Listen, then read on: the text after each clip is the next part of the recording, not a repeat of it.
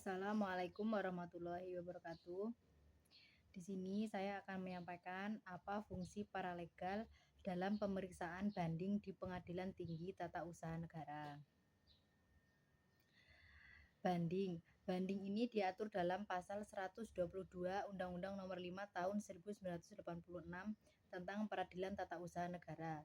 Disebutkan bahwa terhadap putusan tata usaha negara dapat dimintakan pemeriksaan banding oleh penggugat atau tergugat kepada Pengadilan Tinggi Tata Usaha Negara. Upaya hukum ini diberikan kepada kedua belah pihak sebab pasal ini memberikan keadilan yang sama kepada para pihak yang bersengketa.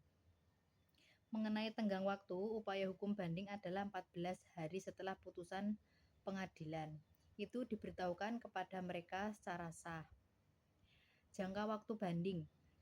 Pasal 123 ayat 1 Undang-Undang Nomor 5 Tahun 1986 tentang Peradilan Tata Usaha Negara, permohonan pemeriksaan banding diajukan secara tertulis oleh pemohon atau kuasanya yang khusus dikuasakan untuk itu kepada PT UN yang menjatuhkan putusan tersebut dalam tenggang waktu 14 hari setelah putusan pengadilan itu diberitahukan kepadanya secara sah. Jangka waktu banding 14 hari setelah putusan diberitahukan. Dengan demikian, apabila sampai tenggang waktu tersebut berakhir ternyata pihak yang dikalahkan tidak menggunakan haknya untuk mengajukan hukum banding ini, maka pihak yang dikalahkan tersebut berarti telah menerima putusan Hakim Pengadilan Tata Usaha Negara tersebut. Asas pengadilan banding. Asas diselenggarakan dalam dua tingkat pada dasarnya dilatar belakangi pemikiran dan keyakinan bahwa putusan pengadilan tingkat pertama itu belum tentu sudah memenuhi kepastian hukum dan atau rasa keadilan dari para pihak pencari keadilan. Oleh karena itu, perlu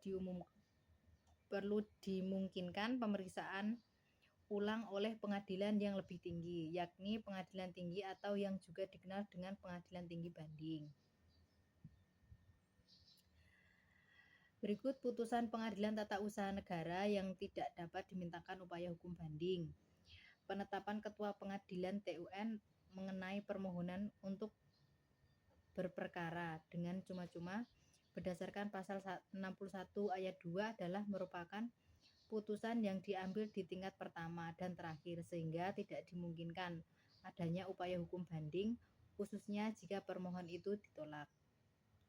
Penetapan dimisal dari Ketua Pengadilan TUN berdasarkan pasal 62 ayat 3 huruf A Undang-Undang Nomor 5 Tahun 1986. Tidak dapat diajukan banding upaya hukum, yang dapat diajukan adalah perlawanan. Putusan Pengadilan Tata Usaha Negara terhadap perlawanan yang diajukan oleh penggugat atas penetapan dimisal berdasarkan pasal 62 ayat 6 Undang-Undang Nomor 5 Tahun 1986 tidak dapat diajukan banding. Putusan pengadilan mengenai gugatan perlawanan pihak ketiga sebelum pelaksanaan putusan yang telah berkekuatan tetap berdasarkan pasal 118 ayat 2 berlaku ketentuan pasal 62 dan pasal 63 Undang-Undang Nomor 5 Tahun 1986 sehingga terhadap putusan tersebut tidak tersedia upaya hukum banding.